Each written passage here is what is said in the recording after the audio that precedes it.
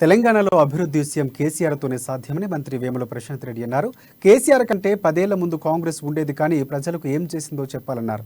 కాంగ్రెస్ వాపును చూసి బలుపు అనుకుంటుందని, కర్ణాటక గెలుపుతో తెలంగాణలో కాంగ్రెస్ బలోపేతమైందని కలలు కంటున్నారని ఎద్దేవా చేశారు.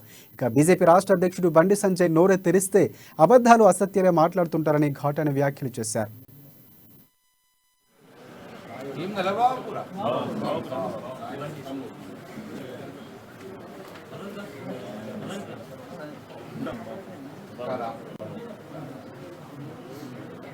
ఏదో కర్ణాటకలో కాంగ్రెస్ పార్టీ గెలవగానే ఏదో కాంగ్రెస్ పార్టీ ఏదో అయిపోయింది, చాలా పుంజుకుంటున్నది అన్న ఒక భ్రమ, ఒక అపోహ ఏదైతే కల్పించబడుతున్నదో ఈ సమాజంలో, దాన్ని పటాపంచలు చేస్తూ నిన్న సంతోష్ గారు, ఇవాళ సత్యగంగా గారు ఇద్దరు కూడా నిజామాబాద్ జిల్లా స్థాయి కాంగ్రెస్ పార్టీ నాయకులు ఇవాళ టీఆర్ఎస్ పార్టీలో చేరడం అంటే చాలా సంతోషకరమైన విషయం.